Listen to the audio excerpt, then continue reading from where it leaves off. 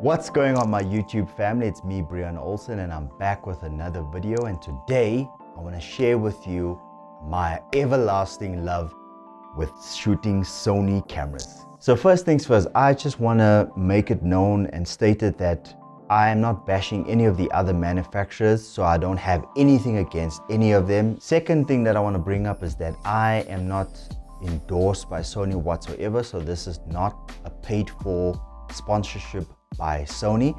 And thirdly, this is just my personal experience since I started shooting Sony. I'm going to give you 4 reasons why I completely love the whole entire Sony ecosystem. So the first reason why I love Sony so much is their lens options. So whether it's a G Master lens, whether it's a Zeiss lens, whether it's one of the native lenses. In my personal experience, what I've seen is that even from their cheapest lens to their most expensive lens, you actually get really great image quality. And because I shoot full frame using my A7S III and I combine it with my 50mm, I've actually gotten really great sharp quality images with this. The only reason why I prefer like native lenses or Sony lenses, G Master lenses, Zeiss, is that they are really compact. This is a tiny lens. Look at how small that is. So I went with the 50mm 1.8 FE lens because this was the cheapest lens. This lens gets a bad rep because of the autofocus. They fixed it in with the firmware, but you can hear when it hunts. So just listen to that.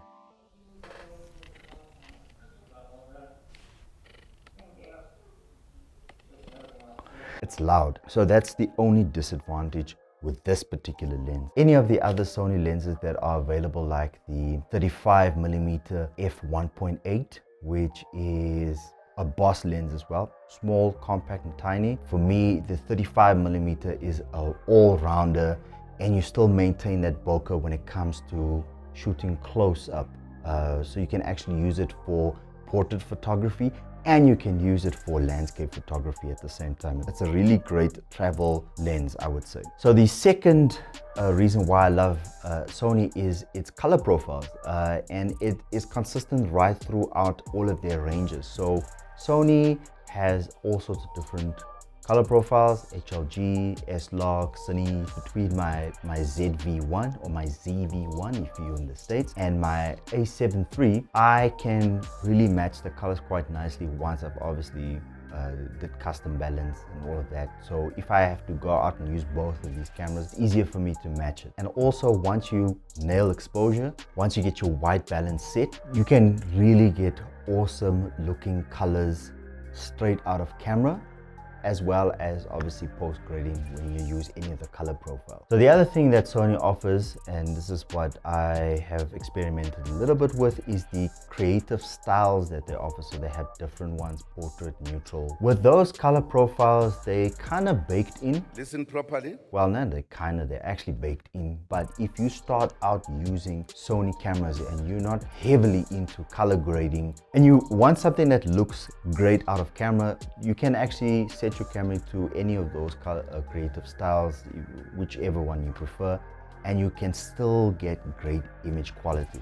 So I prefer shooting HLG. This is shot in HLG, and because of the hybrid color log profile, you know, it preserves the highlights quite nicely. So this is supposed to be an HDR profile, but I found that it was much easier for me to grade this than the S-Log. And I've shot S-Log before and I made a massive mistake because I had it on auto ISO and I wasn't exposing it properly. So when I was in bright sunlight, I really got great quality pictures, but as soon as I used it in low light situations, the whole entire image fell apart.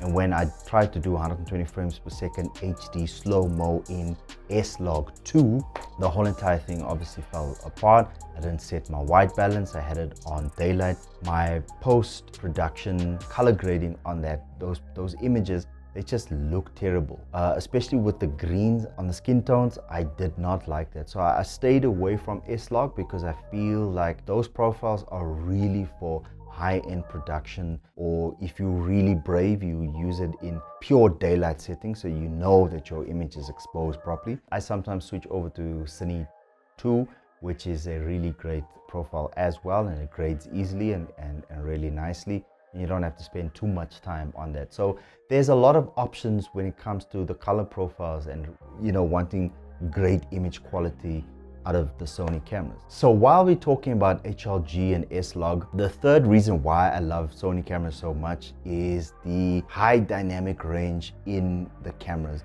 Like the a7 III is a hybrid camera. You are able to expose for like, for instance, the sky, and your subject will probably be darkened out.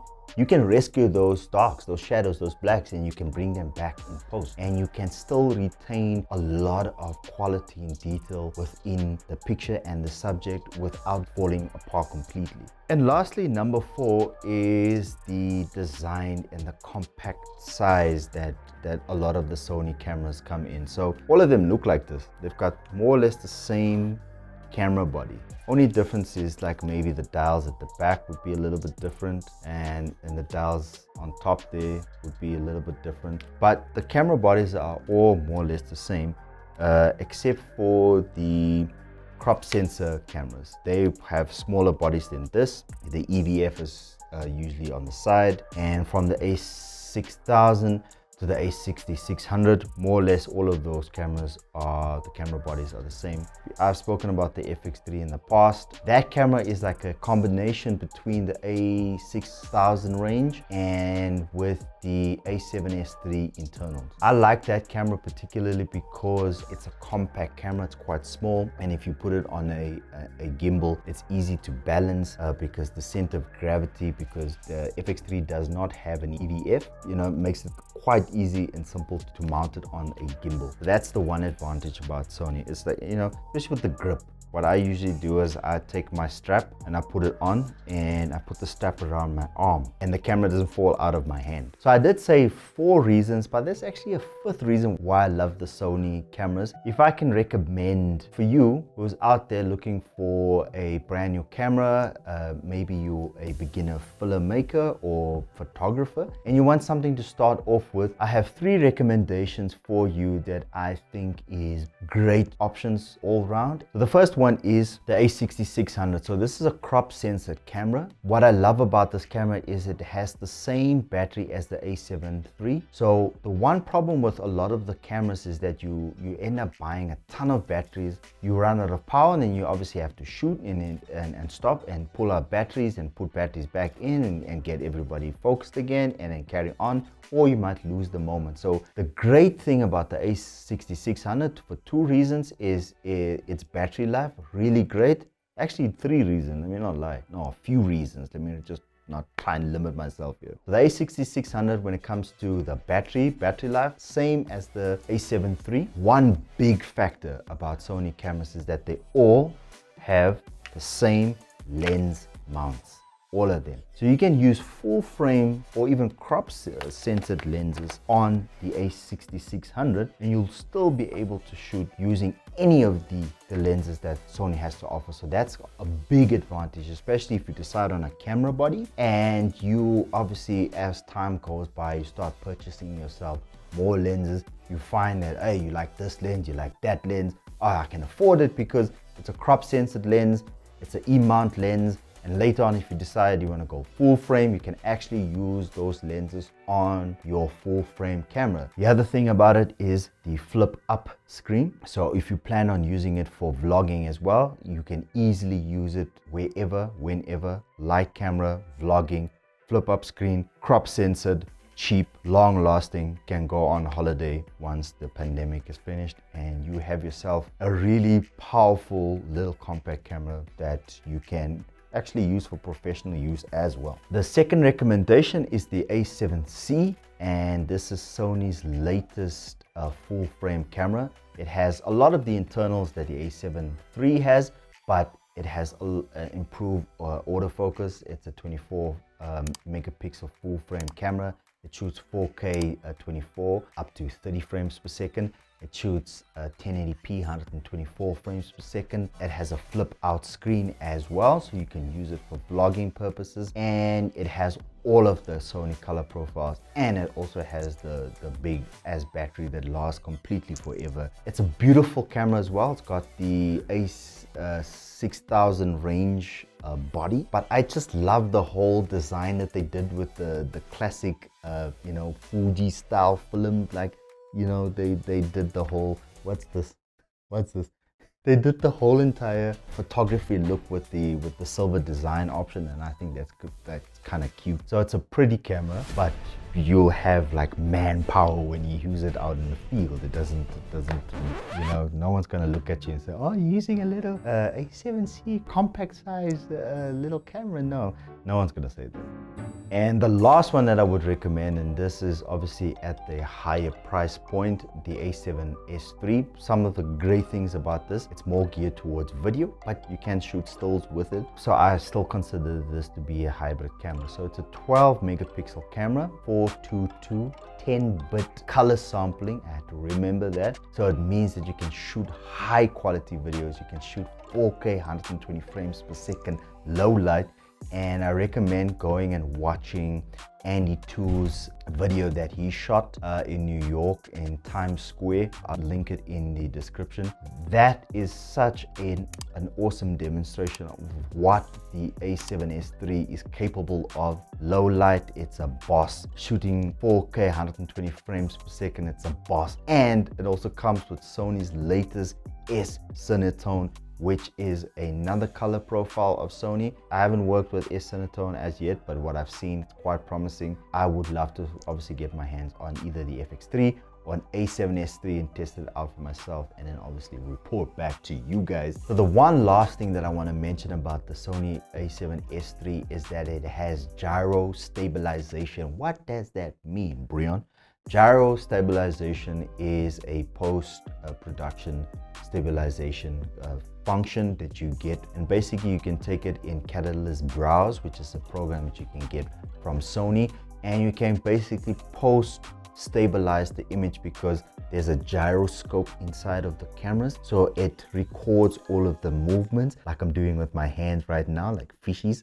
And if you don't have a gimbal and you're shooting handheld and you still want to get that cinematic documentary styled handheld feeling, but maybe the in-body stabilization. And I know with the ZV-1 you have to switch all of that off, but if you find that maybe your lens didn't do the job in terms of stabilizing the image, you can actually go post-production and go and stabilize the images. It crops it in slightly, just be aware of that. But you know, for those that don't have gimbals or don't own gimbals and you've got the A7S III, you can find yourself now getting really great stable footage with the gyro stabilization in Catalyst Browse. You can get yourself really great looking images, really great looking images. You know, South Africa is an English country, by the way. I must say that we used to be a colony, an English colony, and I'm struggling with my English today. But in any case, so thank you so much for watching the video. If there's anything that you liked about this video and you feel that it's worthy of your thumbs up, like and subscribe, and hit the notification bell button for all those wonderful things that all the other YouTubers like saying. What I've noticed is that a lot of you guys that are watching my videos aren't subscribed. So you come back every single time, but you don't subscribe. And that hurts my feelings because I feel that you don't want to commit in this relationship. This is a relationship here. This is a community that we're building, right? So if you can hit that subscribe button, hit that thumbs up button, you know, hit the bell button. Let's build this whole community. Comment down there. Tell me what you think. Please don't tell me what you don't like. Please say good things. My feelings. We're trying to get to 1,000 subscribers. We're at the time of recording this video, it's at 131. We're 5 months in, and we would like to hit 1,000 before at least half of the year. So if you tell your friends, tell your moms and pops I sent you, tell them to like this video. And until next time, I will see you, like Peter McKinnon says, in the next video when we're doing the sound effects.